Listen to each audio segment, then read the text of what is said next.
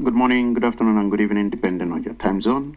Massive Media welcomes you back to another mind-blowing analysis of Austrian President's speech at the United Nations General Assembly. Please listen to this very speech and listen attentively from Professor Dr. Alexander van der Bellen, Austrian President. Dr. van der Bellen is an economist, a politician, and elected under the Green Party of Austria. Many people may be confused about Austria and Australia. Austria is one of the European countries located at the center of Europe. It houses many international organizations like United Nations, International Atomic Energy, Austrian International Center, Organization of Petroleum Exporting Countries, OPEC. All these are located in Austria. It also known as Center of International Treaties because in Austria many treaties were signed. Austria is one of the most secured and safest in the world.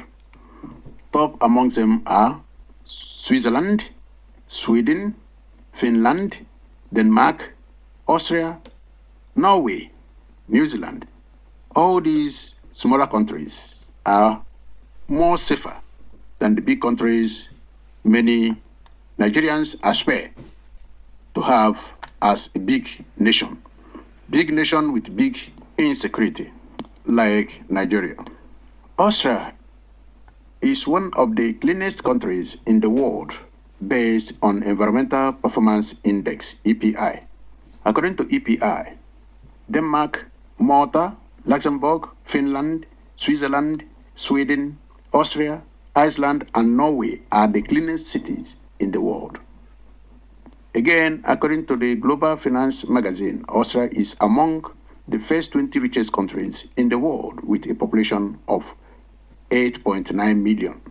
It is in this country that the President of Austria, Professor Dr. van der Bellen, gave a speech at the United Nations National Assembly.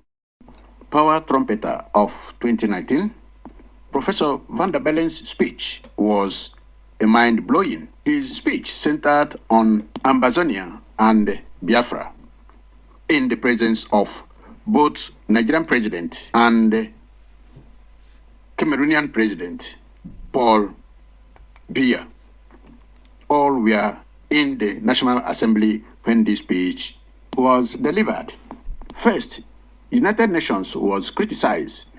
Reason is that it lacks the willpower to deal decisively on evils in the society like genocide, dictatorship, religious intolerance, killings, and anti-Semitism. However, he appreciated that without the existence of United Nations, the world would have been worse for it. Further described United Nations as an instrument in God's hands.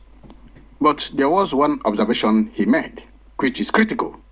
That observation is that, I quote, UN decisions are controlled and dominated by Arabs and their Islamic religion, unquote. This is a topic for another day, but this quotation has much to do with the decisions of United Nations. On this circle, we have to finish what was written here and the reasons he gave. He says, in other words, UN is pro-Arab and pro-Islam, with formidable oppositions led by the United States. He continued, he says, the leadership of United Nations condones excesses of dictators, authoritarian rulers, wickedness perpetrated by religious bigots, amongst other crimes against humanity. First, he picked up Ambazonia as example. He recounted on the genocide going on in southern Cameroon against the people of Ambazonia, who are seeking freedom from oppressive Cameroonian government led by Paul Biya, the octogenarian leader. Houses are being razed down, women and girls raped, and people slaughtered like animals. UN overlooks human rights abuses there, unquote.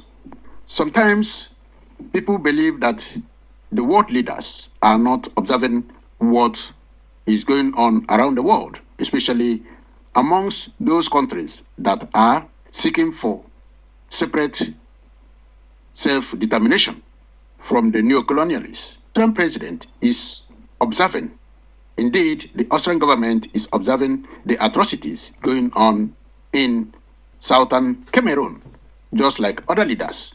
This vocal explanation before the National Assembly and before the President Dia was an indictment and a mind-blowing, and was supposed to have been a guideline to help the Ambazonian people to have their freedom without much destruction of lives and properties by the Cameroonian government. Then he spoke on Biafran genocide, which even the southeastern part of Nigeria are ignoring. And the United Nations of age-long history of ignoring crimes against humanity going on in Nigeria.